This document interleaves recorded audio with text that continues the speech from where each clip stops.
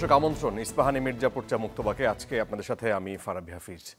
নির্ধারিত আলোচনায় যাবার আগে শুরুতেই আজকের দিনের প্রধান প্রধান সংবাদ শিরোনাম।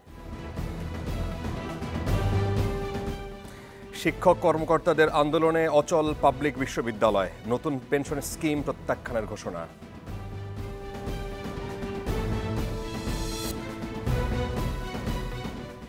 ভারত বিরোধিতার নামে বিভ্রান্তি প্রতিহতের ডাক আওয়ামী লীগের, দেশকে পরনির্ভরশীল করার অভিযোগ বিএনপির।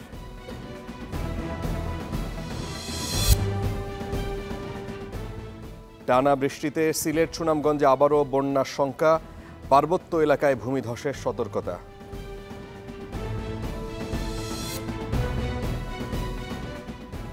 কেন্দ্রীয় গো প্রজনন খামারে দুদকের অভিযান, সাদিক অ্যাগ্রোকে অনৈতিক সুবিধা দেয়ার অভিযোগ।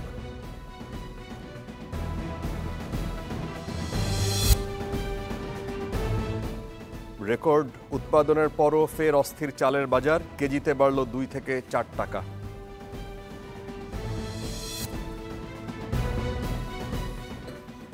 ক্যারিবীয় অঞ্চলে ধেয়ে আসছে শক্তিশালী হারিকেন বেরিল, দেশগুলোতে আগাম সতর্কতা।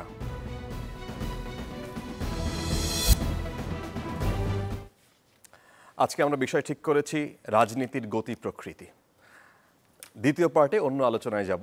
রাজনীতির গতি প্রকৃতি বলতে মাননীয় প্রধানমন্ত্রীর ভারত সফরের পর নানান রকমের কথা হচ্ছে, পাল্টাপাল্টি অভিযোগ হচ্ছে, ভারতকে দেশ দিয়ে দেয়া হচ্ছে, বেশি সুবিধা দিয়ে দেয়া হচ্ছে, অন্য পক্ষে অপপ্রচার চালানো হচ্ছে, এই ধরনের। আমরা পাল্টাপাল্টি এই বক্তব্যটা আজকে শুনে আসব।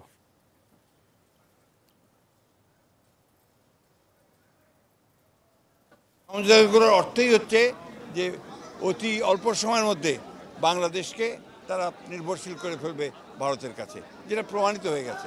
আকাশ, স্থল, নৌপথে সবখানেই তারা আজকে তাদেরকে সেই পার্টনারশিপ দিয়ে দিয়েছে।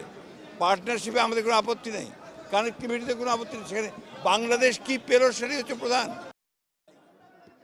মির্জা ফখরুল সমঝোতা স্মারক আর চুক্তি, এ দুটা কি এক? পড়াশোনা করেন না, ডিপ্লোমেসির ভাষা জানেন না, আওয়ামী লীগের বিরুদ্ধে আন্দোলন করবে কখন? তারা নিজেরা নিজেদেরকে বিশ্বাস করে না। আমাদের আলোচকদের সাথে পরিচয় করিয়ে দিই। রয়েছেন ডক্টর মোহাম্মদ হাবিব মিল্লাত, তিনি সাবেক সংসদ সদস্য বাংলাদেশ আওয়ামী লীগ। তারপরে রয়েছেন জনাব আশরাফ কায়সার, সিনিয়র সাংবাদিক, এবং রয়েছেন ডাক্তার জাহিদুর রহমান, তিনি যুগ্ম সম্পাদক নাগরিক ঐক্য। আপনাদের তিনজনকেই স্বাগত জানাই। আমরা ডক্টর হাবিব মিল্লাত আপনাকে দিয়ে শুরু করি। আপনি বক্তব্য শুনছিলেন আপনার দলের এবং বিএনপির, তারা পাল্টাপাল্টি বক্তব্য দিচ্ছে। বিশেষ করে প্রধানমন্ত্রী এইবার ভারত সফরের পর এই আলোচনা জোরাল হচ্ছে যে ভারতকে সব দিয়ে দেয়া হচ্ছে, বাংলাদেশ আসলে কি পাচ্ছে? বড় প্রশ্ন। ধন্যবাদ আপনাকে। এই ধরনের মন্তব্য আমরা প্রতিদিনই শুনে আসছি, এটা নতুন কিছু নয়। আজকে যেটুকু শুনলেন এটা গতকালকেও শুনেছেন, তার আগের দিনও শুনেছেন, তার আগের দিনও শুনেছেন। আর ভারত নিয়ে যে কথাটি বলছেন সেটি আসলে ভারত নিয়ে কথাটা শুধু আজকে থেকে ওঠে নাই। আমরা যখন ছোট ছিলাম, যখন মহান মুক্তিযুদ্ধের সময় আমরা আসলে বুঝতে পারিনি, পরবর্তীকালে বাংলাদেশে ভারত পক্ষের এবং ভারত বিরোধী দুটো সেন্টিমেন্ট আছে, কোনো সন্দেহ নেই। বিশেষ করে বর্ডার এলাকাগুলোতে ভারত বিরোধী সেন্টিমেন্ট খুবই স্ট্রং, এবং বাংলাদেশের জনগণ আধাআধি না হলেও কাছাকাছি দুদল দুপক্ষের মতাদর্শে বিশ্বাস করে। সেই জন্য যাই ঘটুক না কেন, এক দল আরেক দলকে সমালোচনা করে, এক পক্ষ আর এক পক্ষকে সমালোচনা করে। আপনি বলুন যে বাংলাদেশের ইতিহাসে আওয়ামী লীগ সম্বন্ধে যে এই কথাগুলো এখন বলা হচ্ছে, আওয়ামী লীগ ক্ষমতায় আছে এবং ছিল, বিএনপি ক্ষমতায় ছিল, জাতীয় পার্টি ক্ষমতায় ছিল। ভারতের বিরুদ্ধে যে অর্জনগুলো হয়েছে সেটা কোন সরকারের সময় হয়েছে? জাতির পিতা যখন দেশে ফিরে আসলেন, অর্জন বলতে আমি বলছি 3 মাসের মধ্যে ভারতীয় সৈন্য বাংলাদেশ থেকে চলে যেতে বাধ্য হয়। এর চেয়ে বড় এই ধরনের অর্জন অন্য কোনো দেশে এই ধরনের যুদ্ধ যেখানে হয়েছে সেটি কখনো সম্ভব হয়নি। দ্বিতীয়টি হচ্ছে বাংলাদেশের ভূখণ্ডের প্রায় সমপরিমাণ সমুদ্র সীমা মিয়ানমার এবং ভারতের সাথে আইনগত যুদ্ধ করে বাংলাদেশ কিন্তু এই আওয়ামী লীগ সরকার, এই শেখ হাসিনার সরকার কিন্তু বাংলাদেশের পক্ষে নিয়ে এসছে। তৃতীয়ত আপনি যে ছিটমহল সমস্যাগুলো ছিল বাংলাদেশে, এই সমস্যাগুলো পৃথিবীতে বর্ডার সমস্যা প্রত্যেকটি দেশে আছে, যাদের মধ্যে আমাদের প্রতিবেশীদের সাথে যেমন একটু মনোমালিন্য আছে, প্রত্যেক দেশেই আছে। সেই ছিটমহলের 80% বেশি বাংলাদেশের জননেত্রী শেখ হাসিনার সরকার কিন্তু বাংলাদেশের পক্ষে নিয়ে এসছে। জি। এখন আপনাদের কাছে প্রশ্ন আমার, বিএনপির ক্ষমতা এবং জাতীয় পার্টির ক্ষমতার সময় ইন্ডিয়াস থেকে কি বড় অর্জনটি করতে পেরেছে সেটা আমাকে বলবেন। জি। এক সময় 25 বছরের চুক্তি করেছিল আওয়ামী লীগ বঙ্গবন্ধুর সময়, সেটিকে বিরোধী দল সেই সময় থেকে গোলামীর চুক্তি বলে আসলো। সেই 25 বছর কিন্তু জেনারেল জিয়াউর রহমান, জেনারেল এরশাদ এবং বেগম খালেদা জিয়ার সময় কিছুটা ছিল, কেউ কিন্তু সেই চুক্তি বাতিল করেননি এবং ক্ষমতায় গেলে সেই চুক্তি সম্বন্ধে কোনো কথা বলেননি। সুতরাং যে ঘটনাগুলো পরস্পরের শুনতে পাচ্ছি আমরা, কিছুটা কম বুঝে, কিছুটা না জেনে, আর কিছুটা স্বভাবসুলভ বিরোধিতা করে, আপনি বিএনপির কথা ধরে থাকেন। মোটা দাগে এখন আলোচনা হচ্ছে ট্রানজিট ইস্যু নিয়ে। ট্রানজিট ইস্যু নিয়ে আলোচনা হচ্ছে। ট্রানজিট ইস্যুটা কিন্তু নতুন কিছু নয়। আমাদের কথা হচ্ছে আমরা ভারতের পক্ষে নই, আমি বাংলাদেশের পক্ষে। জি। বাংলাদেশের স্বার্থ যেখানে রক্ষা হবে আমি সেখানে আছি, বাংলাদেশের স্বার্থ রক্ষা না হলে সেখানে নাই আমি। জি। কিন্তু আমাকে তো হাতে কলমে আঙুল দিয়ে বুঝিয়ে দিতে হবে যে এই জায়গায় কয়টিতে বাংলাদেশের স্বার্থ বিঘ্নিত হয়েছে। আপনি যদি উন্নত দেশগুলোতে দেখে থাকেন, বলেন, আপনি গল্প করছিলাম একটু আগে আমেরিকার কথা, আমি তো বর্ডার ক্রস করে কানাডায় চলে গেছি, লোকজন তো এদিকে মেক্সিকো চলে যাচ্ছে, তারা কিন্তু এই নিয়ে কথা বলে না। আর যদি ইউরোপের কথা বলে থাকেন, প্রত্যেকটি দেশের সাথে কি প্রত্যেকটি রোড কমিউনিকেশন যত সম্ভবত নদীপথে কানেক্টেড আছে, তারা নির্বিঘ্নে চলাচল করতে পারে। কিংবা বেশি কিছু বলার দরকার নেই, চীনের সাথে যে belt and road initiative BRI, সেইটার মাধ্যমে কিন্তু এই ভূখণ্ডকে কানেক্ট করার একটা চেষ্টা চলছে। এর কারণটি হচ্ছে সম্পূর্ণ বাণিজ্যিক, যে প্রত্যেককেই এতে উপকৃত হবে। এখন ভারতের সাথে ট্রেন যোগাযোগ, এটা নতুন কিছু নয়। কলকাতায় ট্রেন যাচ্ছে, কলকাতায় ট্রেন যাবে, এটা কোনো নতুন কিছু নয়। নতুনটা যেটা যোগ হয়েছে সেটা হচ্ছে যে বাংলাদেশের ভূখণ্ড থেকে ভারতীয় যাত্রী এবং মালামাল এক পাশ থেকে অন্যদিকে প্রবেশ করবে, সেটুকু ভারতীয় ট্রেন চালকরা সেটি চালাবে। এটা নতুন যোগ হয়েছে, আগে বাংলাদেশিরা চালাতো। কিন্তু আপনাদের যেটুকু বুঝতে হবে সেটি হচ্ছে যে ভারত ভিতরে কি বলে, ভিতরে কি নিয়ে যাচ্ছে আমরা জানতে পারবো না, কিছু জানা সম্ভব না। এটা কিন্তু প্রত্যেকটা দেশেই আছে। যখন কোনো বর্ডার ক্রস করে তখন কিন্তু বর্ডার একটা চেকিং হয়, তারপরে যদি আবার দেশের ভিতরে এসে চেকিং হয় তাহলে কিন্তু আরো গন্ডগোল হওয়ার সম্ভাবনাটা বেশি থাকে। সেটা আমাদের চিন্তা করে দেখতে হবে। কিন্তু সুতরাং সেই অবস্থায় যদি চলে যায় তাহলে তো আমাদের টেনশন করার কিছু নাই। তবে আমাদের কথা হচ্ছে, আমাদের সাথে যেমন একসময় নেপালের সাথে যোগাযোগ ব্যবস্থা ছিল, এখন সেটা যোগাযোগ ব্যবস্থা করার জন্য চেষ্টা, আমাদের তো কিছু পেতে হবে, এই অন্তত এইটার বিপক্ষে অন্য কিছু।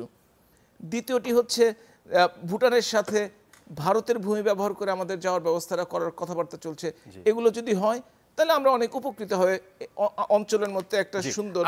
আমরা আবার আসবো আপনার কাছে। আমি ডক্টর জাহিদুর রহমান আপনার কাছে একটু আসতে চাই। এখন পর্যন্ত তো চুক্তি হয় নাই, আপনারা এই বিষয়টা নিয়ে অনেক বেশি কথা বলছেন, এখন পর্যন্ত চুক্তি হয় না, আপনাদের টেনশনের কারণটা কি আসলে? ধন্যবাদ। জনাব ওবায়দুল কাদের যে কথা বলেছেন তাকে একটু জবাব দেওয়া দরকার আছে। মানে উনি মির্জা ফখরুল ইসলাম সাহেবকে বলছেন ওনাকে পড়াশোনা করতে হবে, উনি চুক্তি আর MOUর পার্থক্য বোঝেন না। জনাব ওবায়দুল কাদেরকেও একটু পড়াশোনা করা দরকার বলে আমার মনে হয়। কারণ হচ্ছে MOU হচ্ছে মেমোরেন্ডাম অফ আন্ডারস্ট্যান্ডিং, এবং এটাকে বাংলা আমরা যেভাবে করেছি ওতেই কিন্তু এটা বোঝা যায় জিনিসটা কি, সমঝোতা স্মারক বলি আমরা বাংলায়। আপনি যদি খোঁজ করেন তাহলে দেখবেন MOU হচ্ছে আপনি অ্যাগ্রি করছেন এই পয়েন্টগুলোতে। হ্যাঁ, এটা নিশ্চিতভাবেই অ্যাগ্রিমেন্টের মতো লিগাল বাইন্ডিং নাই, অ্যাগ্রিমেন্টে কিন্তু একটা লিগাল বাইন্ডিং থাকে। So agreement is much stronger, কোনো সন্দেহ নাই এতে। কিন্তু MOU করছেন মানেটা কি? মানে আপনি তার সাথে এই কাজটা করার জন্য একসাথে একমত হয়েছেন, এরপরে স্টেজে অ্যাগ্রিমেন্ট হবে। তার মানে আলোচনা বা আমরা শোরগোল কি চুক্তি হওয়ার পর করব না MOU হওয়ার পর করব? এটা তো কোনো ইনফর্মাল কোনো কথাবার্তা হয় নাই, ফর্মাল কথা হয়েছে এবং MOU সাইন করেছেন। সুতরাং ওই স্টেজেই কথা বলতে হবে, কারণ আপনি নীতিগতভাবে মানসিকভাবে, আমরা একটা টার্ম ব্যবহার করি কথ্যভাবে জেন্টলম্যান এগ্রিমেন্ট, এটা জেন্টলম্যান এগ্রিমেন্টের মতো। তো আপনি অলরেডি সেটা করেছেন, তো আমরা এখন সেটা করব না? করব তো। এরপরে তো নেগোসিয়েশনের জায়গা থাকবে, না কি পাওয়া যাবে না কি পাওয়া যাবে না বলা হচ্ছে, সেসব খুঁটিনাটি। কিন্তু যেই নীতিগত যে জিনিসটা আপনি করতে যাচ্ছেন সেই জিনিসটাকে আমরা অপোজ করছি, স্ট্রংলি অপোজ করছি। যেমন একটা উদাহরণ দেই, যারা মির্জা ফখরুল সাহেবের যে বক্তব্য আছে আমি ব্যক্তিগতভাবে তাই মনে করি, কানেক্টিভিটি ইজ ইম্পর্টেন্ট। যদি এটা ট্রানজিট হতো, মানে এই শব্দগুলো নিয়ে খেলা হচ্ছে, কিন্তু ভারতকে আমরা ট্রানজিট দিচ্ছি না, ভারতকে আমরা অনেকগুলো করিডোর দিচ্ছি। একটা দেশ যখন আরেক দেশের ভূখণ্ডের ওপর দিয়ে তার নিজের দেশে আবার গিয়ে হাজির হয়, ওটা ট্রানজিট না, নো ওয়ে, ওটা করিডোর। এবং এই বিভ্রান্তি প্রধানমন্ত্রীর দিক থেকেও আমি মনে করি তৈরি করার চেষ্টা হয়েছিল। যখন সংবাদ সম্মেলন করছেন ইউরোপের উদাহরণ দিয়েছিলেন, ইউরোপের দেশগুলো একটা ইউনিয়ন, একটা ইউনিটের মতো কাজ করে, তাদের একক মুদ্রা আছে এবং যে কোনো দেশ আরেক দেশ ক্রস করে অন্য দেশে চলে যায়। আমি অন্য কোনো দেশে যেতে পারছি, ভারতকে আমাকে ক্রস করে অন্য কোনো দেশে যাচ্ছে, মিয়ানমারে যাচ্ছে। ডাক্তার যেই পয়েন্টটা, ডাক্তার মিল্লাত যে পয়েন্টটা বললেন, যে আপনি দেখেন যে স্বাধীনতার পর বিএনপি পাওয়ারে ছিল, এরশাদ সাহেব পাওয়ারে ছিল, কে কতটুকু ভারতের সাথে কে আদায় করতে পেরেছে? আমি বিএনপিকে বা এরশাদকে নিয়ে একটা কারণে আলোচনা করি না। আমরা এক ধরনের ধারণা, আমি বিএনপি যেহেতু করি না আমার বলতে সমস্যা নেই, বিএনপি এক ধরনের অ্যান্টি ইন্ডিয়া পলিটিক্স করেছে দীর্ঘ সময়, তো তার সাথে তার সুসম্পর্ক ছিল না, ঠিক আছে।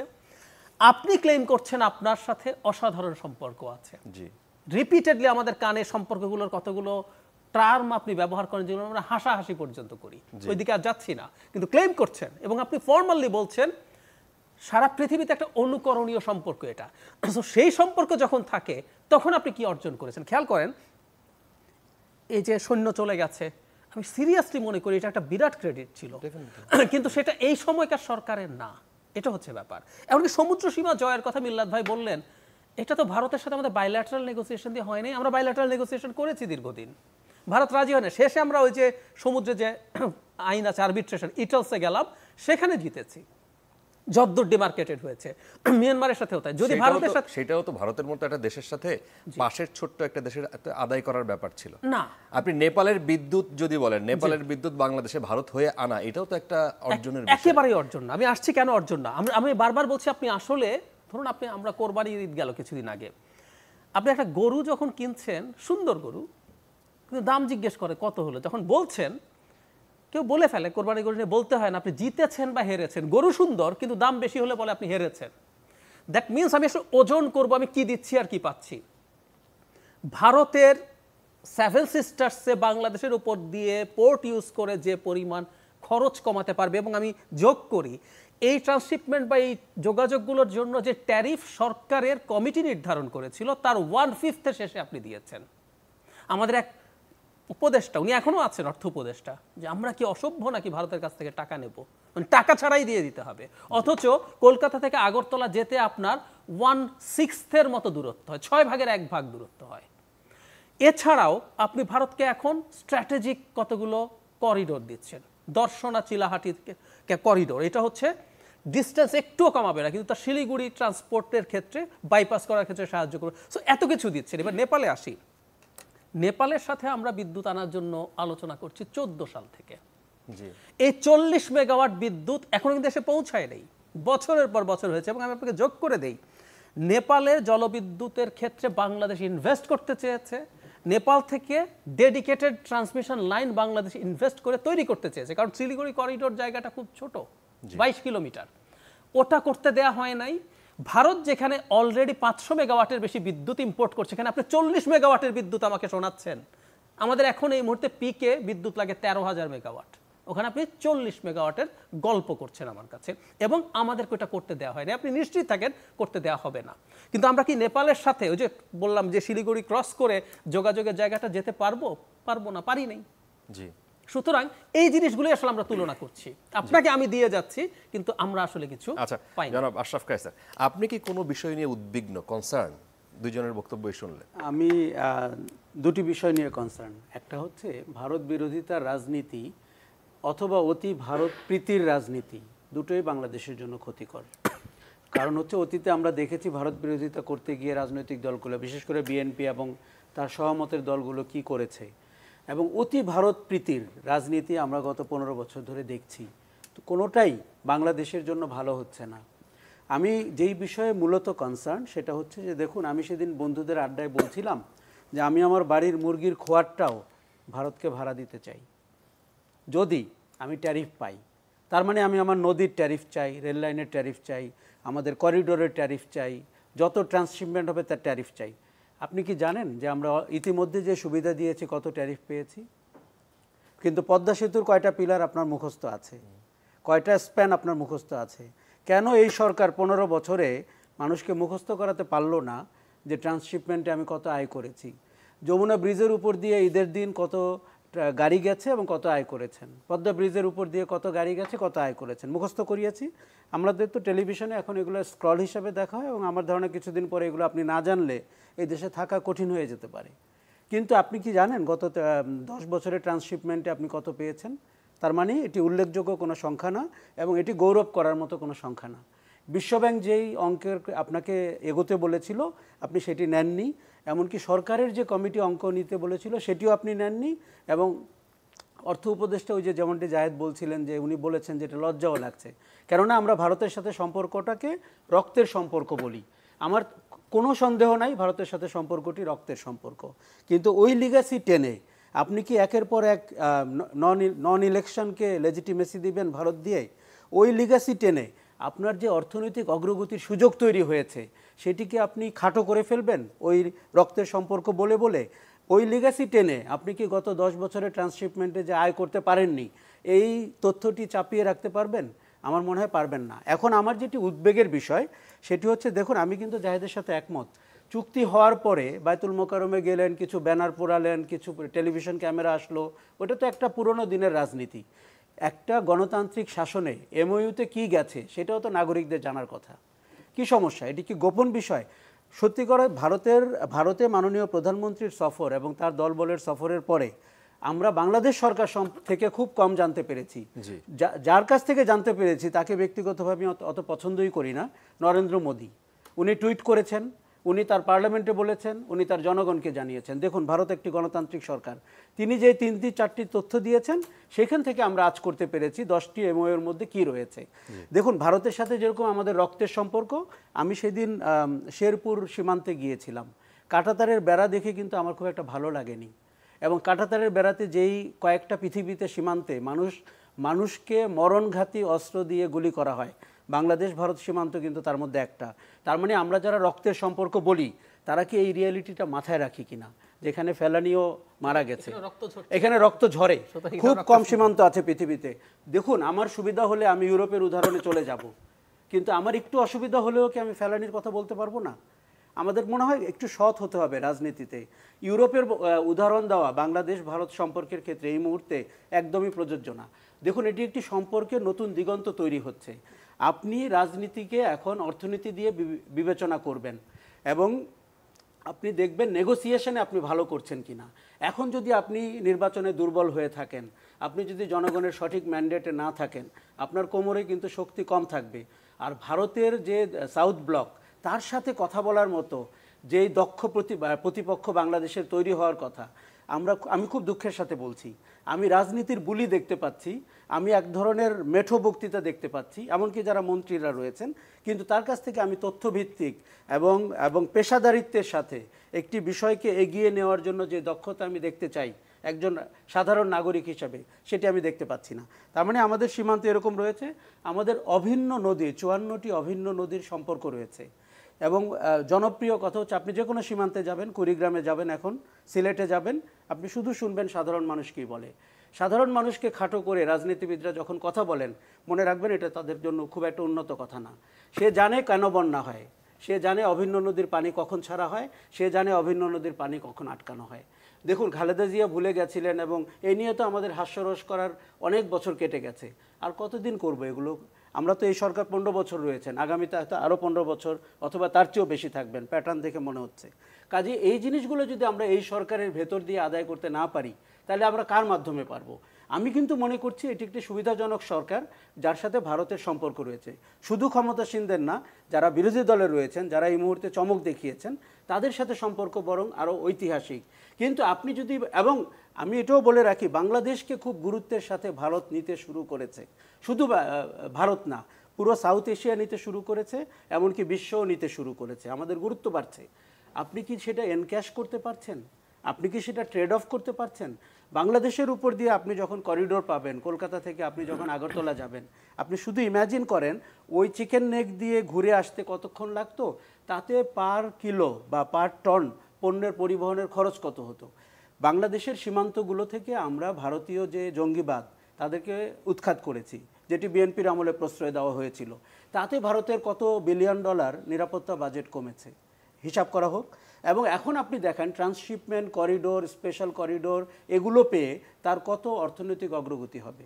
এবার আপনি আসুন বাংলাদেশের একটি কোম্পানি রহিম আফরোজ, তাকে জিজ্ঞেস করুন সে গত 22 বছরে ভারতে কেন তার পণ্য ঢুকাতে পারেনি। তখন আপনি জানতে পারবেন যে এমওইউ এ যে সুন্দর কথাগুলো থাকে, চুক্তিতে যে সুন্দর কথাগুলো থাকে যে আমরা মানব, তার বাস্তবে কি ঘটে। কারণ একটা দেশ যখন কূটনীতিতে ভালো, তার যখন নীতি আপনি নির্ধারণে রহিম আফরোজের কথা বললেন, আমরা তো ভারতে গিয়ে প্রাণের পণ্য দেখতে পাচ্ছি। আমরা দেখতে পাচ্ছি, কিন্তু অ্যান্টি ডাম্পিং এর যে ব্যাপারটি ভারত রহিম আফরোজের সাথে করেছিল সেটি আমাদের স্মৃতিতে রয়ে গেছে। প্রাণের পণ্য কিভাবে গেছে এবং কতটা পেশাদারিত্বের সাথে আছে এটি কিন্তু আরেকবার দেখতে হবে। কিন্তু আপনি ভারতীয় কোনো পণ্য বাংলাদেশে বিপণনে অসুবিধা হয়েছে মনে করতে পারছেন? আমি যখন রহিম আফরোজ মনে করতে পারছি, আমি কিন্তু একটা ভারতীয় পণ্য বাংলাদেশে বিপণনে অসুবিধা হয়েছে প্রতিপক্ষ হিসাবে মনে করতে পারছি না। আমি খুব খুশি হব যদি আমি মনে করতে পারি। আসলে খুশি হব রহিম আফরোজেরও অসুবিধা হয়নি, ভারতীয় একটা পণ্যেরও অসুবিধা হয়নি। আমি এখানে পাল্টাপাল্টির পক্ষে না। ভারতের সাথে আপনি পাল্টাপাল্টিতে যেতে পারবেন না, কিন্তু ভারতের সাথে আপনি কৌশলগত গুরুত্বের সাথে যেতে পারবেন। এবং সেই কৌশলগত গুরুত্ব দেখুন, আজকে একজন প্রতিমন্ত্রী বলেছেন আমরাও নেপাল ভুটানে যাব। আমার মনে হয়েছে যে উনি বাস্তব অবস্থা কম জানেন, কেননা নেপাল ভুটান নিয়ে কথা বলছি আমরা প্রায় 3 দশক ধরে, 3টি কাজও হয়নি। এবং জাহেদ যেমনটি বলেছে বিদ্যুৎ আনতে পারেনি 40 মেগাওয়াট। আমি গত সপ্তাহে নেপালে ছিলাম, আমি নেপালের মানুষের সাথে কথা বলেছি, তারা ল্যান্ডলক না, বিশেষ করে চট্টগ্রাম মংলা বন্দর যখন ব্যবহার করার অনুমতি দেওয়া হয় সেই সময় কিন্তু এই যুক্তিটাই সবার আগে আসছিল যে আমাদের কানেক্টিভিটি এই 3 দেশ। আমরা যখন মংলা বন্দরকে সংস্কার করি এবং সক্ষমতা বাড়াই, তখন ওই সরকারের সবাই বলে যে এটি ভারত, এটি ভুটান ব্যবহার করবে, নেপাল ব্যবহার করবে। চিটাগং পোর্টের ক্ষেত্রেও তাই। সমস্যা হচ্ছে ওই 22 কিলোমিটার, সেটি ভারতের উপর দিয়ে আপনাকে করতে হবে। কেন আমরা পারি না? এই প্রশ্ন যারা এখন ক্ষমতায় আছেন তাদেরকে আয়নার সামনে দাঁড়িয়ে নিজেকে আগে উত্তর দিতে হবে, মানুষকে বিভ্রান্ত করার। আচ্ছা, আমি ডক্টর মিল্লাত আপনার কাছে আরেকবার আসতে চাই। আমি কোনো প্রশ্ন করব না এই পার্টে, আপনি জাস্ট আপনার নিশ্চয়ই কিছু উত্তর আপনি রেডি করেছেন। না, আসলে তো পাল্টাপাল্টি কথা বলার কিছু নেই। কথাটা হচ্ছে যে ধরেন মাননীয় প্রধানমন্ত্রী ভারত থেকে ঘুরে আসলেন, তিনি এসে কিন্তু বাংলাদেশের প্রত্যেকটি নিউজ মিডিয়াকে ডেকে নিয়ে যে সাংবাদিক সম্মেলন করেছেন। তিনি বলতে চেয়েছেন এখন যদি কেউ সেটা বের করে না আনতে পারে, সাংবাদিকদেরও তো দায়িত্ব আছে, যারা জানো এখানে তাদের প্রশ্ন করার জন্য সেখানে ডাকা হয়। তারা যদি সেই প্রশ্নটি না করেন বা সেভাবে না করেন, তাহলে মাননীয় প্রধানমন্ত্রীর ইচ্ছা থাকা সত্ত্বেও কিভাবে কতটুকু উত্তর দিবেন? না, এখানে কিছু বলার নেই। এখানে কিছু যারা যায় তাদেরকে অবশ্যই তাদের পেশাদারি দায়িত্ব পালন করতে হবে। সুযোগ দেন কাসর ভাই, আপনি এক কথা আমি এক লাইনে বলি। প্রেস কনফারেন্সের সামনে তার সামনে যারা থাকে তারাই তার সফর সঙ্গী হয়েছিল ভারতে। আপনি তাদেরকে নিয়ে সফর করেছেন? সবাই না, অলমোস্ট অনেকেই, আমরা তো মুখগুলো চিনি। এবং তাদেরকে নিয়ে আপনি প্রেস কনফারেন্স করছেন। এবং গত 15 বছরে আমার সাংবাদিকতা জীবনের একটা বড় হতাশা হচ্ছে, দেখুন একটি ভালো প্রশ্ন একটা দারুণ উত্তরের জন্ম দেয়। মাননীয় প্রধানমন্ত্রী প্রেস কনফারেন্সের গুণগত মান অত্যন্ত নিচু মানের। আচ্ছা মিলাদ ভাই, কাজেই এই যদি নিচু মানের হয়ে থাকে, উনি তো ডেকে আনছেন, নরেন্দ্র মোদী কিন্তু কোনো প্রেস কনফারেন্স করেননি, এমনকি প্রেস ব্রিফিং করেছেন তার পক্ষ থেকে একজন, কিন্তু প্রত্যেকটা প্রশ্নের উত্তর দেননি, উনি ঘণ্টাব্যাপী করেছেন। সুতরাং এটা উচিত ছিল আমাদের সব কিছু জানার বা সব কিছু প্রশ্ন করার। এখন যদি আমি জানতে না চাই, আমি আর কতটুকু নিজের পক্ষ থেকে জানাবো বলেন? এটা একটা ব্যাপার। দ্বিতীয়টি হচ্ছে সত্যিকার অর্থে সীমান্ত হত্যা একটি হত্যাও দুঃখজনক এবং প্রত্যেকটি হত্যারই বিচার হওয়া উচিত, সাথে সাথে প্রত্যেকটি হত্যার ব্যাপারে আমাদের তীব্র প্রতিবাদ জানানো উচিত। কিন্তু একটা তথ্য সঠিক নয়, মেক্সিকো ইউএসএ বর্ডারে যত মানুষ বছরে মারা যায় তার সাথে তুলনা করার মতো কোনো দেশের বর্ডারে নেই, বাংলাদেশ তো নয় সেটা। কিন্তু একটা মৃত্যু দুঃখজনক, আমি বলে রাখছি, শুধু তথ্যগুলো সঠিক করে দেওয়ার চেষ্টা করছি। আমরা আবার আসবো আমাদের একটা বিরতির সময় আছে। দর্শক, শিক্ষক কর্মকর্তাদের আন্দোলনে অচল পাবলিক বিশ্ববিদ্যালয়, এটি নিয়েও আমরা আলোচনা করতে চাই। ছোট্ট একটি বিরতির পর ফিরে আসবো।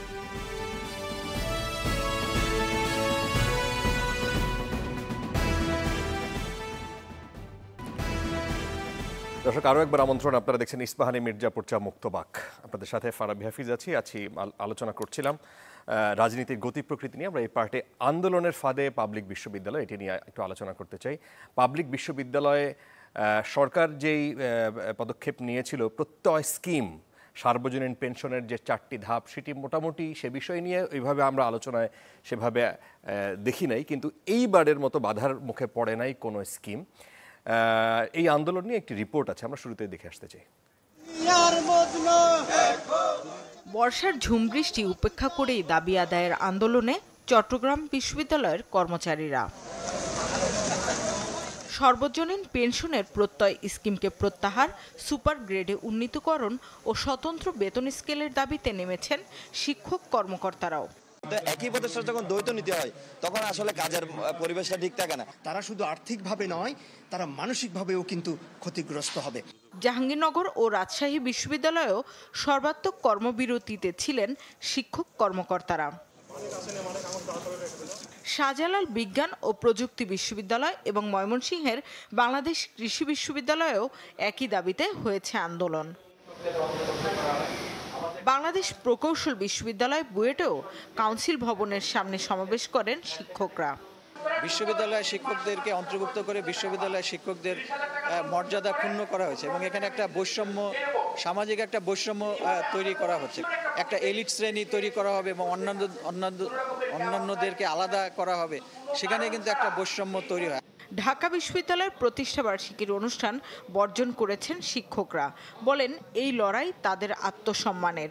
আপনি এককালীন পারিতোষিক পাচ্ছেন না, বিভিন্ন ভাতা পাচ্ছেন না, সিপিএফ প্রভিডেন্ট ফান্ডের যে টাকা সেটিও তারা কেটে নেবেন। তাহলে দেখেন ধাপে ধাপে প্রত্যেকটা জায়গায় আপনি আমাকে অর্থনৈতিকভাবে একেবারে পঙ্গুত্বের জায়গায় নিয়ে যাচ্ছেন। দাবি আদায় না হওয়া পর্যন্ত আন্দোলন চালিয়ে যাওয়ার ঘোষণা বাংলাদেশ বিশ্ববিদ্যালয় শিক্ষক ফেডারেশনের। যে আমাদেরকে সুপার গ্রেড দেওয়া হবে, যেটা সিনিয়র সচিবের স্কেলটা, সেটা সবাই পেয়েছে, সচিবরা পেয়েছে, পুলিশ পেয়েছে, আর্মি পেয়েছে, কিন্তু আমাদের শিক্ষকরা কিন্তু যে জায়গায় আছে ওই জায়গায় আমাদের রাখা হলো। 9 বছর আমরা সে দাবিটি আমরা পাইনি। স্বতন্ত্র বেতন স্কেল দিলে তো জুডিশিয়ারিকে দিয়েছেন, শিক্ষকদেরকে দিলে অসুবিধা কোথায়? দেশের 52টি পাবলিক বিশ্ববিদ্যালয়েই নতুন ছাত্র ভর্তি, ক্লাস পরীক্ষা, সভা, সেমিনার, হল অফিস, লাইব্রেরি ও প্রশাসনিক ভবনের সব কাজ বন্ধ রেখে চলছে আন্দোলন। এই আন্দোলন নিয়ে একটু কথা বলতে চাই। সার্বজনীন পেনশন, এই যে প্রত্যয় স্কিম, এটি এর আগে এরকম বাধার মুখে পড়ে নাই। আমি আপনার কাছ থেকে শুনি, ডাক্তার জাহিদুর রহমান, যদি একটু বলেন যে এই আন্দোলনটা এই পর্যায়ে কেন আসলো? আজকে আমরা নীল সাদা সব এক হয়ে গেল। আচ্ছা, আসছে ওই জায়গায়। তার আগে প্রশ্নটা হচ্ছে, এই সর্বজনীন পেনশন আপনার সবার উপর ইম্পোজ আপনি করছেন কেন? সবার উপরে ইম্পোজ কিভাবে করা হলো? এখানে কিন্তু ঐচ্ছিক বিষয়টা, কিন্তু যদি যারা সরকারি তাদের জন্য ঐচ্ছিক বিষয়টা, এই জন্য আমি ওই জায়গাটা নিয়ে আলোচনা করতে চাই। এই আইনটা যখন 23 সালে হলো, সেই আইনটা আমি খুব মন দিয়ে পড়েছি। আমি ওটার একটা ধারা পড়ি, 14 ঘ, হুবহু এটা লেখা আছে, আমি কোট করছি। সরকার কর্তৃক বাধ্যতামূলক করিয়া সরকারি গেজেট প্রজ্ঞাপন জারি করা না করা পর্যন্ত প্রাথমিকভাবে সার্বজনীন পেনশন ব্যবস্থায় অন্তর্ভুক্তি স্বেচ্ছাধীন থাকিবে। এটা প্রাথমিকভাবে স্বেচ্ছাধীন, কতটুকু পর্যন্ত? গেজেট প্রজ্ঞাপন না করা পর্যন্ত। আচ্ছা, এখন আপনি করলেন কি, ওনাদের উপরে গেজেট করে দিলেন। কথার কথা, কয়দিন পর আপনার আমার উপরে কিন্তু এই আইন বলছে সরকার ইম্পোজ করতে পারবে না। আপনি তো সরকারি চাকরি করেন না, সরকারি করতে হবে না। তো আপনি যে এখানে কোনোভাবেই পেনশনের কথা কোনোভাবেই না, আপনার ওপর পর্যন্ত, আপনি সরকারি চাকরি করছেন না, কিন্তু এটার অধীনে আপনি পুরো আইনটা যদি পড়েন, যে কেউ ইনক্লুডেড হতে পারে। কিন্তু আপনি কিন্তু এই পেনশন স্কিমে ইনক্লুডেড হতে পারেন, এটা জানেন তো? এটা কিন্তু পারেন আপনি, আমি পারি, আপনি পারি।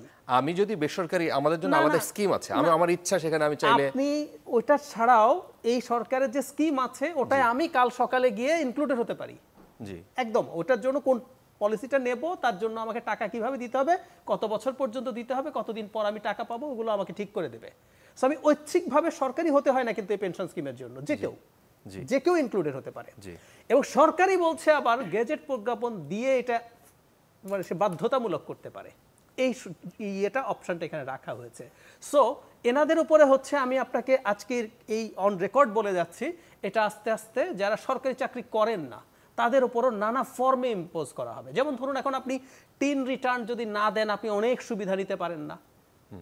আপনি দেখবেন কিছুদিন পরে এই পরিস্থিতি তৈরি করা হবে। প্রশ্ন হচ্ছে কেন, আমি ওই জায়গাটাতে আসছি, কেন সরকার এই কাজে এরকম সিরিয়াস হয়ে গেছে? না, কিন্তু এটা তো একটা সেফটি নেট, সোশ্যাল সেফটি নেটের কথা যদি আমরা বলি, আর পেনশন কর্মসূচি যদি আমি সিঙ্গাপুরের এক্সাম্পলটা নিই, সেই জায়গাও তো তারা বলবে যে পৃথিবীর সবচেয়ে ছোট দেশ, অন্যতম ছোট দেশ, কিন্তু তারা কিন্তু একটা উদাহরণ তৈরি করেছে যে পাবলিকের টাকা একসাথে করে একটা কোম্পানি করা সম্ভব, এখান থেকে প্রফিট বের করা সম্ভব। এবং ঠিক ওই জবাবটাই আমরা পেয়ে যাব যে ওখানে আপনি টাকা দেন, এখানে দেন না। আমি আরো উদাহরণ দেই, সরকার এই যে ইন্ডিভিজুয়ালি যে কেউ ইনক্লুডেড হতে পারে, মানুষ সাড়া দেয়নি কেন? মানুষ সাড়া দেয়নি তো আসলে, তার মানে এমন একটা সরকার ক্ষমতায় আছে যার কাছে আপনি টাকা দিতে সাহস করেন না। এবং আমি ওই জায়গাটায় আসছিলাম, সরকার এই কারণেই আসলে এটাকে নিয়ে খুব সিরিয়াসলি নেমে গেছে, কারণ আমরা দেখছি এখন ব্যাংকেও ডলারের ক্রাইসিস তো আছেই, টাকার সংকটেও ভুগছে কিন্তু সরকার প্রচুর। এই ঈদের আগে, ঈদের পরে আপনি দেখবেন প্রচুর ব্যাংকেও লোকাল কারেন্সি পাওয়া যাচ্ছে না। এখন সরকারের টাকা লাগবে তো। আমি আরেকটু পেছনে, একটু ভেতরে যাই। ডলার ক্রাইসিসের জন্য আপনি কাজ করলেন কি, আপনি ইম্পোর্ট রেস্ট্রিক্ট করছেন, উদ্দেশ্য হচ্ছে ডলার যাতে কম লাগে। কিন্তু আপনি যখন ইম্পোর্ট রেস্ট্রিক্ট করেন, অর্থনীতিকে আপনি ধাপে ধাপে আসলে স্লো ডাউন করেন। অর্থনীতি যখন স্লো ডাউন হয়ে যায় তখন কিন্তু আপনার রেভিনিউ আর্নিং কমে যায়, তাই না? ইম্পোর্ট করলে ওখানে ট্যাক্স পেতেন, ভ্যাট পেতেন, মানুষের ইনকাম ট্যাক্স পেতেন। সো এই যে ঘাটতি আছে, আপনি টাকাটা কই পাবেন? আপনি খোঁজ নিলে দেখবেন সঞ্চয়পত্র কিনছে না মানুষ এখন, মানে সরকারকে ওভাবে টাকা দিতে চাইছে না। সুতরাং আপনি অ্যাট এনি কস্ট কতগুলো নিয়ম ইম্পোজ করতে চাইছেন যেটা দিয়ে আপনি আপনার টাকা তুলে আনতে পারবেন। তাহলে প্রাথমিকভাবে এরা যেহেতু আপনার চাকরি করে, পুরোপুরি সরকারি না হলেও, মানে এগুলো যেহেতু সরকারের দিক থেকে তারা বেতন পায়, সেখানে ইম্পোজ করলেন। তারা রিয়াক্ট করছেন কেন? খুব সোজা, আমাদের ভার্সিটির টিচাররা নিজেদের স্বার্থ ছাড়া আর কোনো কিছুতে মাঠে নামবেন আমরা এটা এক্সপেক্ট করি না। এই যে তারা আজকে সবাই একত্র হয়ে এই কাজ করছেন, বাংলাদেশে বিভৎস সব ঘটনা ঘটেছে। তো বরং এই শিক্ষক সমিতিকে আমরা দেখেছি আমেরিকার বিরুদ্ধে স্টেটমেন্ট দিচ্ছে, অনেক ভুল বানান সহ। এবারও 27টা না কতটা যেন ভুল বানানের স্টেটমেন্ট দিয়েছে। যাই হোক, জোকস পার্ট, তারা ওগুলো করছেন, এখন করবেন খুব স্বাভাবিকভাবে। আমি পুরো পলিসিটা পড়ে দেখলাম, এতে তো আসলে আমাদের লস আছে, সত্যিকার অর্থেই লস আছে। এবং ওনাদের আগে কোনো টাকাই দিতে হতো না, এখন টাকা কেটে যা দেয়া হবে তাতে ডক্টর আবুল বারাকাত সহ একটা কমিটি করা হয়েছিল, ওই অর্থনীতিবিদরা কমিটির হিসাব করে দেখিয়ে দিয়েছে এটা বিরাট লসের ব্যাপার হয়ে দাঁড়াবে। সুতরাং তারা তাদের ওটার জন্য মাঠে নেমেছেন একেবারে গোষ্ঠী স্বার্থে, সেটাই হলো প্রধান কারণ। আর সরকারের দিক থেকে বারবার যেটা বলছি, সরকারের টাকা লাগবে এবং সরকার এই পলিসি বহু মানুষের উপরে আরো ইম্পোজ করবে। আচ্ছা, ওনারা মোটা দাগে যে বিষয়গুলো আপত্তি জানিয়েছে তারা দুটি কলাম করেছে। জি, বিশ্ববিদ্যালয়ের শিক্ষকদের বর্তমান পেনশন ব্যবস্থা এবং নতুন কর্মসূচি, তারা দুটি লেফট অ্যান্ড রাইট দুটি কলাম করেছে। তারা বলেছে যে বিদ্যমান পেনশন ব্যবস্থায় বেতন থেকে কোনো টাকা তারা কাটা হয় না, 10% কাটা হবে নতুন করে। বলা হচ্ছে অধ্যাপক গ্র্যাচুইটি বা আনুতোষিক বাবদ এককালীন পান 80,73,000 টাকা, এইখানে এই স্কিমে উনি কোনো টাকা পাবেন না, এককালীন পাবেন না। চাকরিজীবী এবং নমিনি আজীবন পেনশন পান এখন, কিন্তু পেনশনার যদি প্রত্যয় কর্মসূচির আওতায় যায় তাহলে পেনশনার আজীবন পাবেন, মারা গেলে নমিনি পাবেন 75 বছর বয়স পর্যন্ত। অর্জিত ছুটির বিপরীতে টাকা পাওয়া যায় বর্তমান স্কিমে যেভাবে পেনশন পান, কিন্তু তারা এটা আর পাবেন না। তারপর অবসর প্রস্তুতিমূলক ছুটির ব্যবস্থা আছে, এখানে কোনো কিছুই বলা নাই, অস্পষ্ট অনেক কিছুই, অনেক বিষয়ে তারা। ডাক্তার মিল্লাত, আপনি কি একটু যুক্ত করবেন কিনা? আমি আসলে অর্থনীতির বিষয়ে খুব কমই জানি, তবে এটুকু বলতে পারি যে প্রত্যয়ের মতো আরো 3টা স্কিম রয়েছে। জি, আরো 4টি চালু, টোটাল 4টি আসলে। এবং তার মধ্যে বিদেশিদের জন্য আছে, যারা প্রবাসী আমাদের রয়েছেন তাদের জন্য রয়েছে, এমনকি ক্ষুদে দোকানদার যে কথা বলছিলেন, আসলে ইচ্ছা করলে সকলের জন্য এই পলিসিটা রয়েছে, কোনো সন্দেহ নেই। এবং এই পলিসিটা করার কারণ হচ্ছে বাংলাদেশে যে কোনো জিনিসই আসুক না কেন, মানুষ টাকা দিতে খুবই অপছন্দ করে যে কোনো জায়গায়। না, আস্থার সংকট আপনি না, উনি বলেছেন একটি কথা যে সঞ্চয়পত্র কিনতে চাচ্ছে না, কারণ হচ্ছে আস্থার সংকট। জি, ঘটনাটা আসলে একটু খোঁজ নিয়ে দেখার দরকার আছে। টাকা রাখতে চাচ্ছে না, কেন সঞ্চয়পত্র মানুষ কিনছে না? জি, কারণটি হচ্ছে ব্যাংক থেকে এখন যে ইন্টারেস্টটি দেওয়া হচ্ছে, গত বছর পর্যন্ত বা 18 মাস আগ পর্যন্ত সঞ্চয়পত্রের ইন্টারেস্ট ছিল সবচেয়ে বেশি। আর এখন ব্যাংক থেকে, বিশেষ করে বাংলাদেশ ব্যাংক থেকে যে সমস্ত বন্ডগুলো ছাড়া হয়েছে, তার ইন্টারেস্টের এই সঞ্চয়পত্র হচ্ছে অনেক বেশি।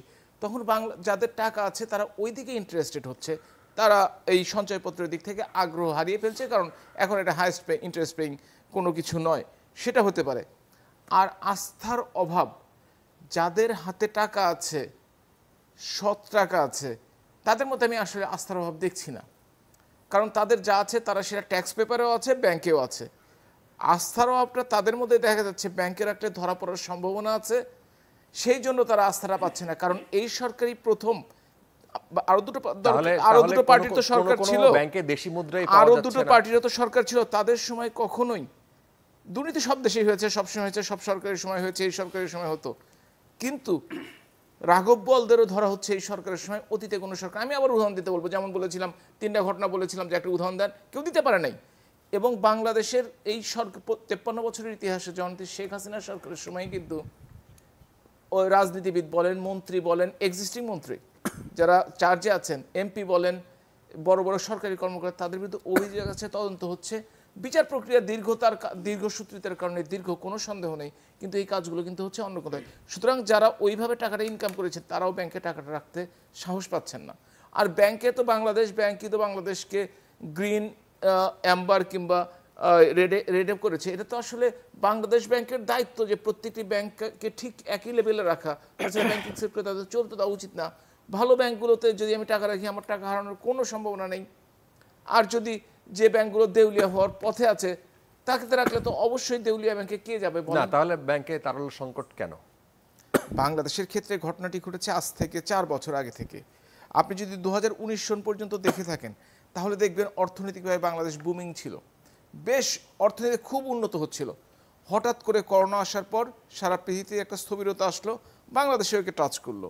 দ্বিতীয়ত, আপনার বৈশ্বিক কারণ কেউ বললে যেন সবাই হাসে, কিন্তু বৈশ্বিক কারণ যে একটি কারণ এটাকেও নিতে চায় না। হ্যাঁ, তার সাথে সাথে দেশীয় কারণ আছে, সেগুলোও যোগ করতে হবে, কোনো সন্দেহ নেই, কয়েকটি কারণের জন্য। তারপরও আবার দেখেন বাংলাদেশ কিন্তু ঘুরে দাঁড়িয়েছে। এখন থেকে গত 2-3 মাস যদি দেখে থাকেন, রিজার্ভ তলানিতে যেতে যেতে কিন্তু আবার উপরের দিকে যাওয়া শুরু করেছে। আপনারা যদি খেয়াল করে থাকেন বাংলাদেশের পার ক্যাপিটা ইনকাম কিন্তু বেড়ে যাচ্ছে।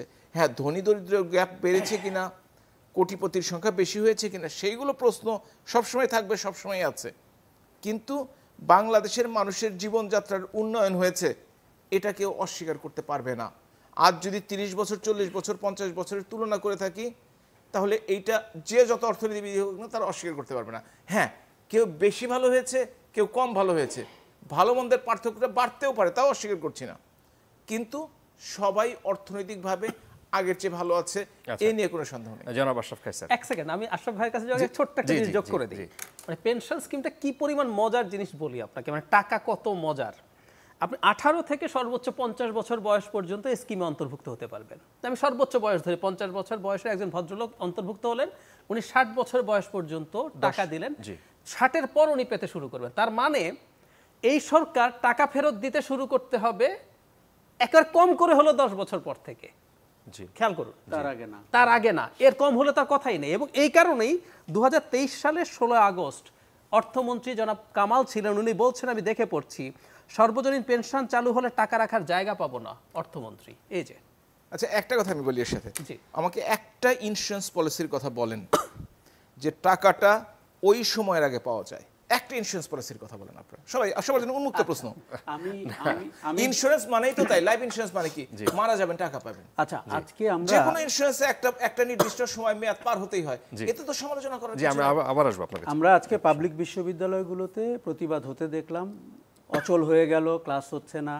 আমরা তার টেকনিক্যাল কারণগুলো পড়লাম, যে আগে যিনি প্রচলিত ব্যবস্থায় উনি যা পাচ্ছিলেন তাতে কিন্তু শিক্ষকরা বেশ হ্যাপি ছিল, এবং এই কারণে কিনা জানি না 15 বছর তাদের কোনো টু শব্দ আমরা খুঁজে পাইনি, কোনো বিষয়ে না, কোনো সামাজিক বিষয়ে না, নির্বাচনে অনিয়ম না, মানবাধিকার লঙ্ঘন না, কোনো বিষয়ে। বাংলাদেশের ইতিহাসে শিক্ষকরা, আমরা তো সবাই পাবলিক বিশ্ববিদ্যালয়ে পড়েছি প্রায়, আমরা কিন্তু শিক্ষকদের অনেক গৌরবোজ্জ্বল ভূমিকা জানি।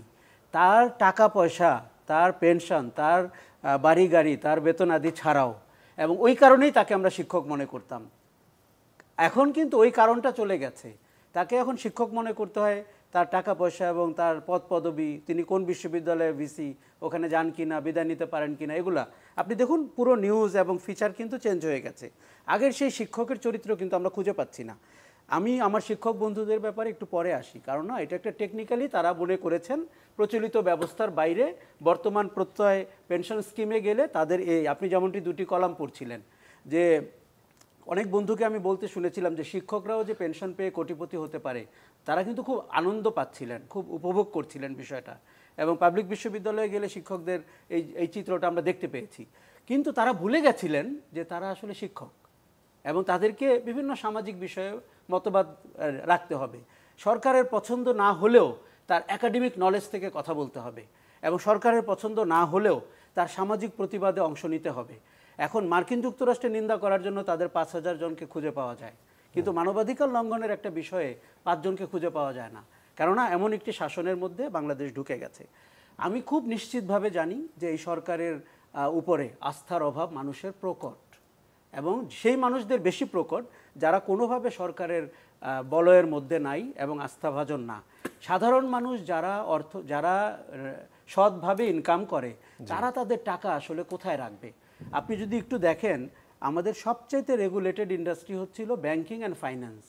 আমরা গত 15 বছরে এই সরকার নিশ্চিতভাবেই তার সুন্দর সুন্দর কথাগুলো বেশি শুনতে চায়। ইকোনমির আকার বড় হয়েছে, জিডিপির আকার বড় হয়েছে, পার ক্যাপিটা ইনকাম বেড়েছে, সব সত্যি। কিন্তু মিসম্যানেজমেন্ট, অব্যবস্থাপনা, এটি তাদেরকে সততার সাথে জিজ্ঞেস করতে হবে যে 9টি ব্যাংক একটি পরিবারের কাছে কি করে যায়।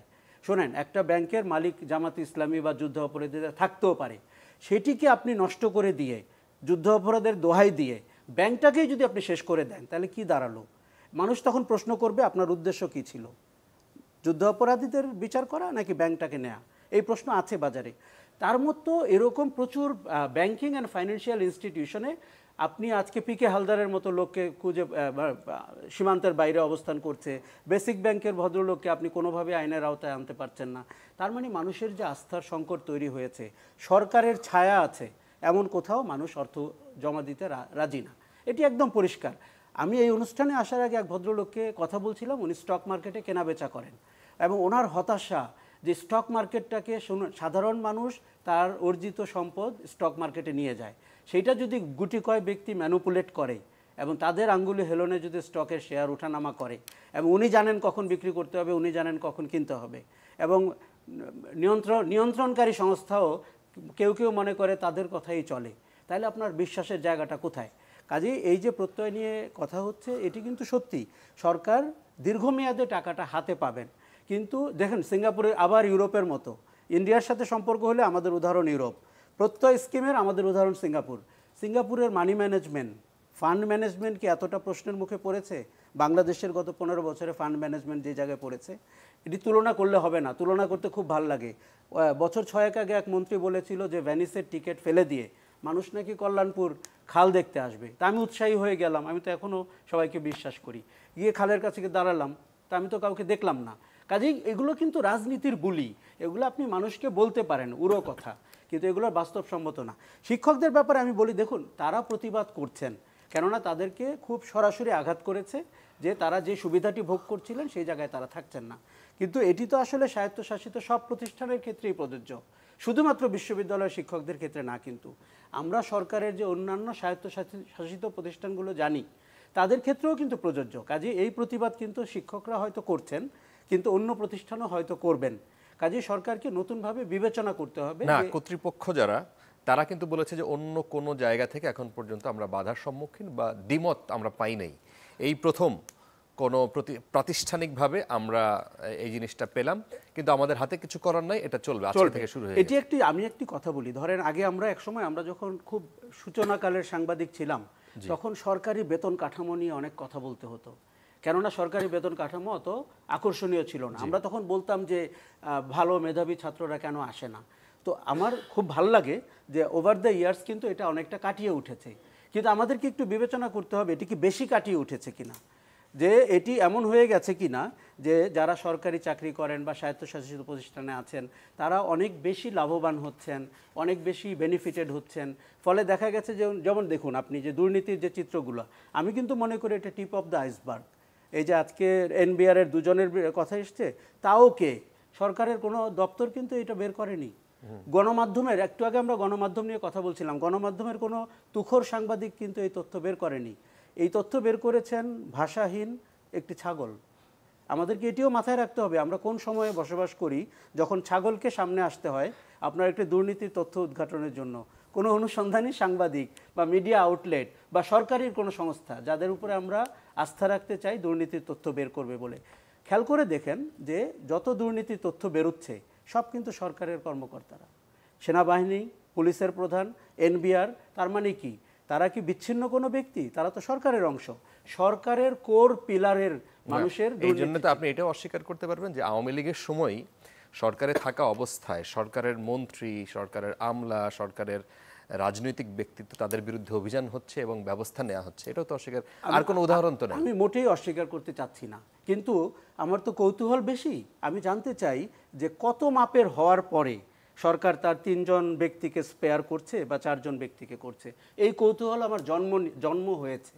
দেখুন, আগের সরকারগুলোর সাথে আমরা তুলনা করি কথায় কথায়, 17 বছর আগের একটি সরকার, তা তখন অর্থনীতির সাইজ, দুর্নীতির চিত্র, এগুলো এখন কিন্তু খুব একটা যুগোপযোগী না।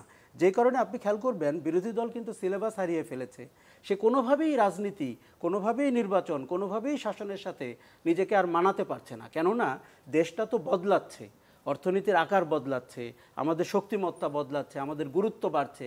কাজেই আপনি সরকার, এই প্রশংসা আমি সরকারকে দিতে চাই এবং আমরা শেষ দেখতে চাই যে এটি শুধুমাত্র চমক কিনা, এটি শুধুমাত্র একটা দেখুন এই দেশে প্রচুর অভিজ্ঞতা আমাদের হয়েছে বিচারিক প্রক্রিয়ার ভেতর দিয়ে একটা মানুষকে সার্টিফিকেট পাইয়ে দেওয়া, এই দৃশ্য আমরা দেখেছি।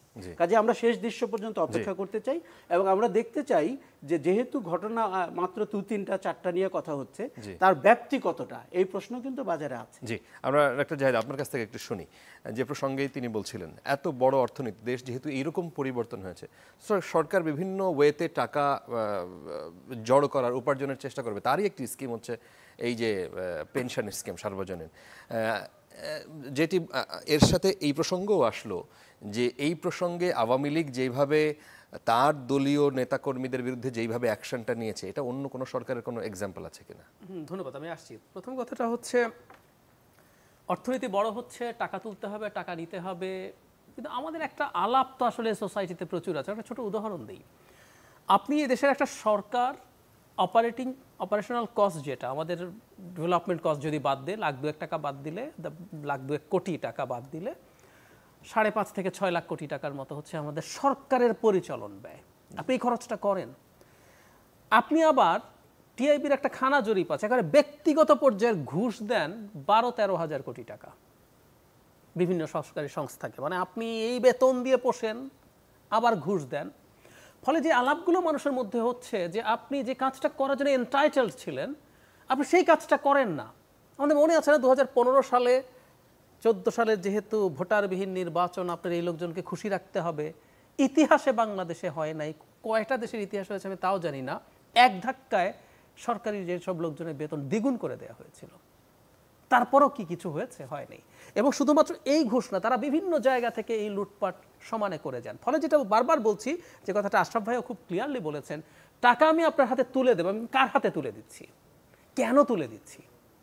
আপনি বাংলাদেশে বিভিন্ন তথাকথিত উন্নয়ন প্রকল্প কিভাবে নেন, সেটাতে কত খরচ করেন আর কত টাকা লোপাট হয়, এটা আমরা বলছি না, আমি পড়ে শোনাতে পারবো। 2017-18 দিকে ওয়ার্ল্ড ব্যাংকের বাংলাদেশ অফিস রীতিমতো পাওয়ার পয়েন্ট প্রেজেন্টেশন করে সারা পৃথিবীর নির্মাণ ব্যয়ের সাথে তুলনা করে দেখিয়েছিল it's the highest in Bangladesh এবং ইটস ডিউ টু করাপশন।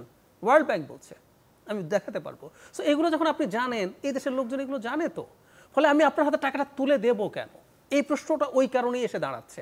এবং 10 বছর পর বাংলাদেশের অন্যটা মানলাম যে সঞ্চয়পত্রের সুবিধা কি, সঞ্চয়পত্র আপনি টাকা দিলেন, আচ্ছা কিনলাম, আমি এটা ভাঙিয়ে ফেলতে পারবো, চেষ্টা করলাম, নিয়ে নিলাম। কিন্তু আপনি একটা প্রসেসে ঢুকলেন যেটা 10 বছর পর আপনাকে টাকা দেবে, মানুষের ওইটুকু আস্থা নাই তো, থাকলে তো টাকা আসতো না, টাকা আসতো প্রচুর, কই মানুষদের এনলিস্টেড হচ্ছে না। গত কয়েক মাস আগে দেখলাম যে 27 কোটি টাকা ওই ফান্ডে জমা হয়েছে, অন্য যারা ভলান্টারিলি করছে। সো মানুষের আস্থাটা তৈরি হতো, আমি আপনাকে তখন টাকা তুলে দেবো, সেই সরকারটা যদি সেরকম হতো যে সে আমাকে সার্ভিস দেয়, সার্ভিস পাই।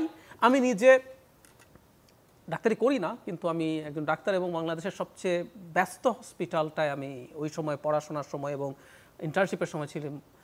ডক্টর হাবিব মিল্লাত তো খুবই প্রতিষ্ঠিত একজন চিকিৎসক। মানে আমরা হসপিটালগুলোতে আপনি যদি যান, আপনি দেখবেন যে ন্যূনতম কোনো সেবা মানে বরাদ্দই নেই। আপনি অন্য কথা তো পরে, এবারও হেলথ বাজেটে বরাদ্দ হচ্ছে 0.72% অফ দ্য জিডিপি।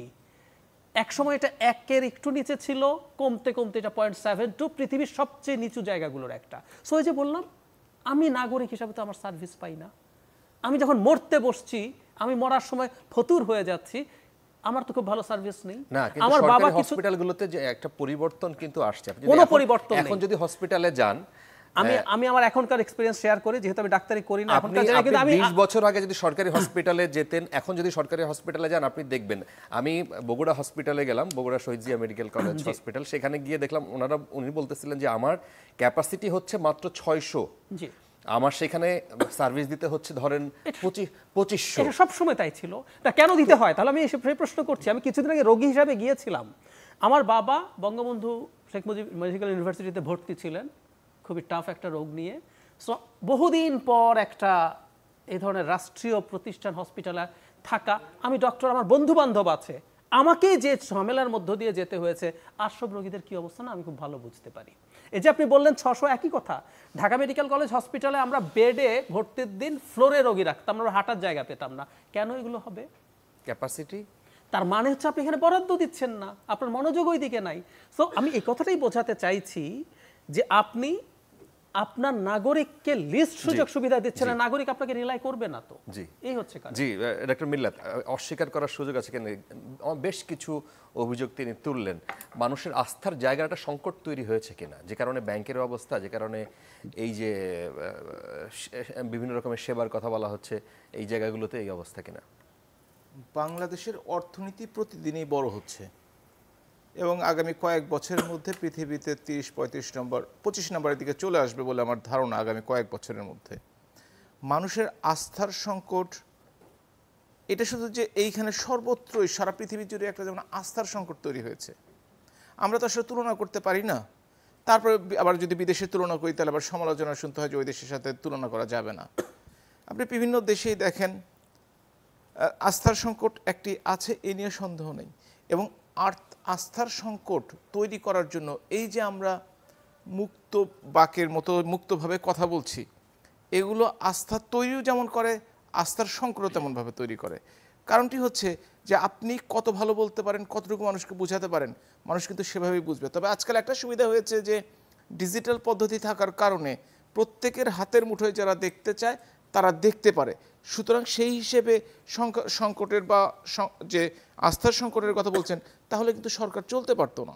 যদি অত্যন্ত খুব বেশি আস্থার সংকট হতো, আমি অর্থনৈতিক অবস্থা বাদই দিলাম, রাজনৈতিকভাবেও সরকার দেশকে চালাতে পারতো না। কিন্তু সেটা কিন্তু আমরা দেখতে পাচ্ছি না, বরঞ্চ আমরা দেখতে পাচ্ছি সরকারের উপর বিন্দুমাত্র চাপ নেই কোনো পক্ষ থেকেই, সেটা বিরোধী দল বলেন কিংবা অন্য কোনো পক্ষ থেকে, কোথাও থেকে চাপ নাই। সরকার সুন্দরভাবে নির্দিষ্টভাবে দেশটা চালিয়ে যাচ্ছে। আমি শিক্ষকদের ব্যাপারে দুই একটি কথা বলতে চাই। তারা জাতির বিবেক, কোনো সন্দেহ নেই, এবং আমরা তাদের শ্রদ্ধা করি, তারা আমাদের শিক্ষক।